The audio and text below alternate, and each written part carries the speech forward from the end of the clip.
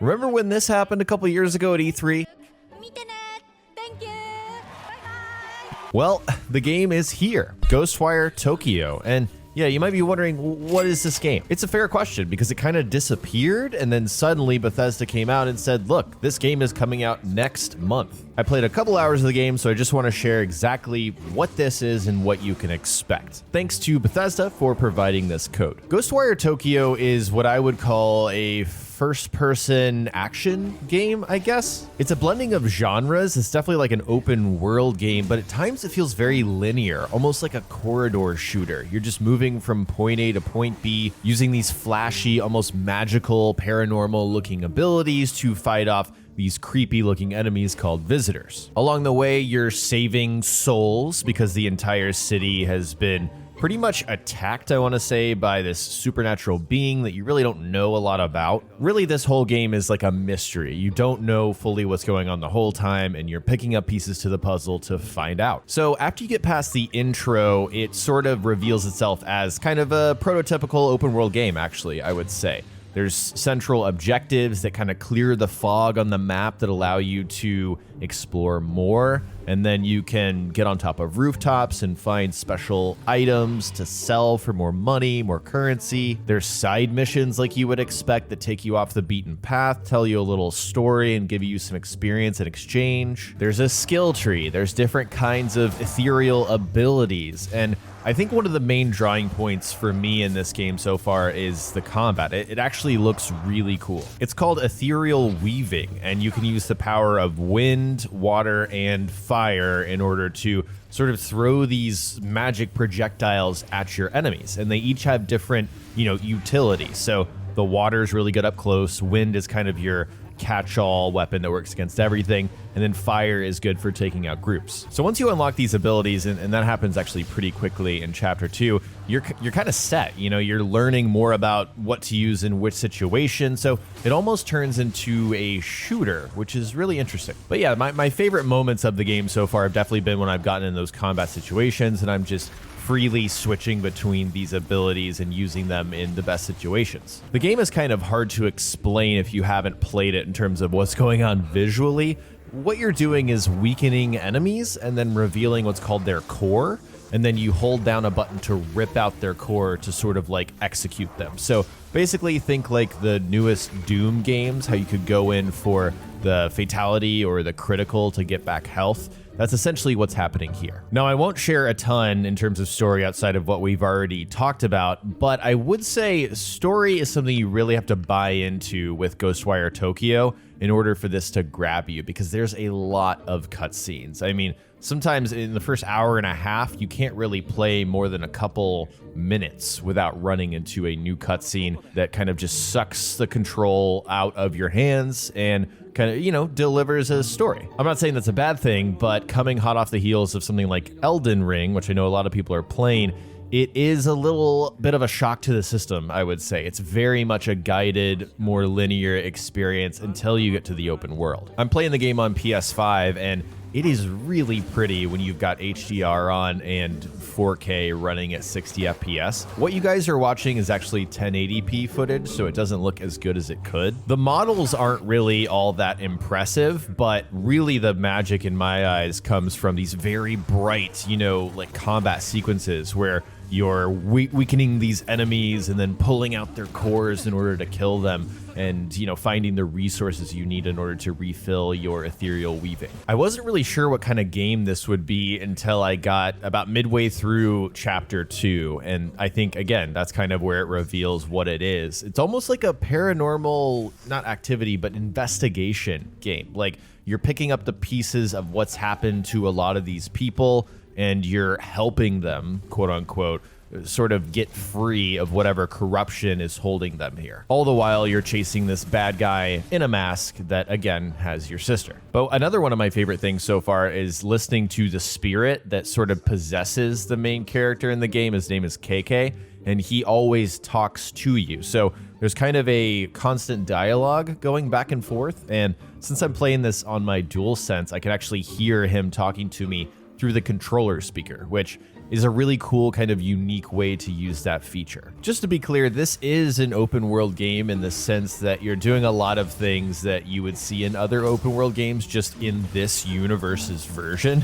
You know, you're finding things that have been lost, some relics that you need to return to a vendor in order to get some money. You know, that's something we've done a million times in every single game. There's parts of the map that you can't access, like I said before, so you have to find these glowing Torii gates and cleanse the area.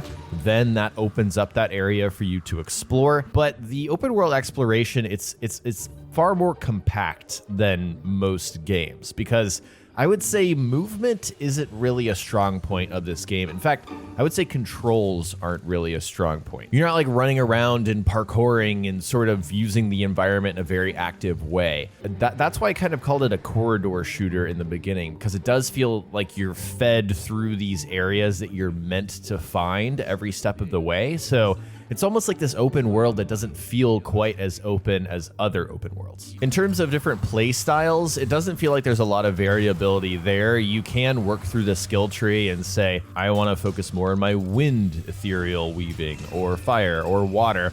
But you also have a bow, which is interesting. So with the bow, it works like any bow, like exactly how you would expect a bow to work.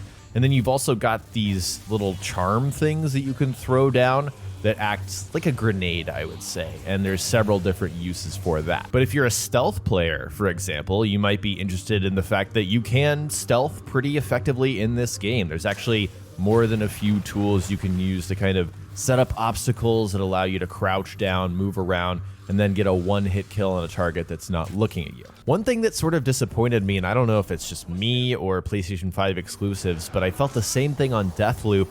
The controls feel a little stiff. And what I mean specifically is the sticks. Like when you're moving around, movement is not super fluid. It's not super intuitive. So it feels a little kind of stop and go and janky, and I could never find the right sensitivity for my controller. I don't know if that's something they're going to address in a launch day patch, but it's a little janky to control. I will say, if you really like this story and you're into sort of the paranormal thing, there's plenty of stuff that really fleshes that part out. There's plenty of notes, there's plenty of random database items that you can find and read through and learn more about this world. It feels like Tango really spent a lot of time building out this lore. There's also just a lot of personality, I would say, in this game. For example, there's yokai that appear once you figure out what's going on in the world, and they show up in the form of animals, which I don't know if that's always how it is, but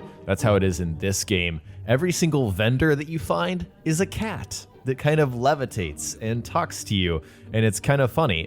You could also find these dogs and read their minds, and basically they just lead you to a cache full of money, and then you can give them a dog treat. So there's several elements like this that add humor to the game. It's not a game that takes itself like so super seriously that you have to be on the edge of your seat at all times. And yeah, I kind of appreciated that flavor. Speaking of world, the environment is very detailed and what I would call like realistic. Like they were going for a look like, oh, this is actually reality. This is probably what Tokyo looks like right now. So exploring that environment, I wouldn't call it super, super interesting because, I've never been to Tokyo, but it just looks like a modern place. It's like a modern city. So that's what you should expect, and I knew that going in, but I don't know. I kind of wish it was a little more interesting to explore. However, there are some sort of like otherworldly psychedelic things that happen, and that's kind of where the world around you comes alive, and it becomes really interesting to look at, and you never really know what to expect. I think one of the best things about this game so far is the voice acting.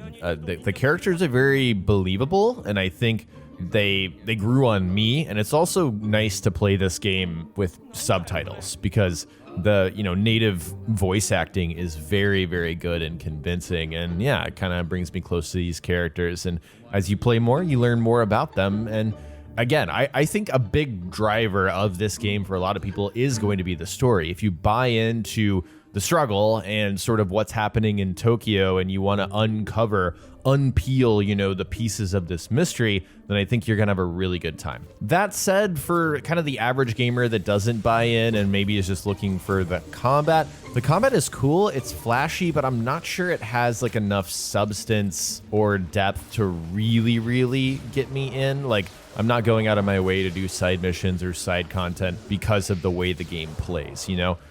This is kind of a game that I'm playing through to see through the end of the story, not uncover every single stone in every single corner. But again, like a lot of games these days that are open world, if you want that, it feels like it's there. There's a lot of optional side content. There's a lot of like shrines to find that'll give you upgrades. There's a lot of random little items that you can hunt down and then bring to a merchant for extra cash. I really didn't know what to expect from Ghostwire Tokyo when I started playing it. I was actually surprised by the product, considering it looked really a lot like BioShock when it was first revealed, and then they didn't talk about for a while, and then it suddenly reappeared. It's a game where you use some powers with your hands and you fight enemies that are kind of scary, but it's really not a scary game. It's more of a creepy game. But after playing it, it doesn't really feel like BioShock. It's kind of its own thing altogether. It's very hard to compare to other games because it's such a mix, it's such a blend of genres. It does the open world thing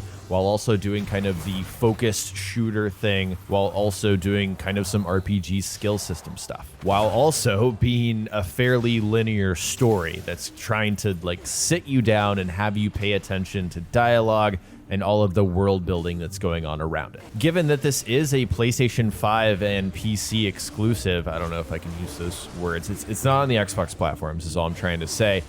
You know, is this like something that's worth buying a console for? I'm not entirely convinced on that, but I do think if you love sort of Tokyo and Japan, and if that's like really your genre, and you love the lore and mythology around that, and you like ghosts and sort of paranormal stuff, then I think you will really enjoy Ghostwire Tokyo, because it does a really good job with all of that. So far, I've had a pretty good time. It's definitely like a unique game. So yeah, if you're looking for something you've literally never played before, it's kind of funky and has its own vibe, then yeah, check out Ghostwire Tokyo. Thank you once again to Bethesda for sending me a code so I could share with you guys here today. And yeah, let me know what you think about the game, and if you're planning to pick it up or whatever you want to talk about, leave your comments in the section below. Thank you guys so much for watching. If you enjoyed this, remember to hit that like button.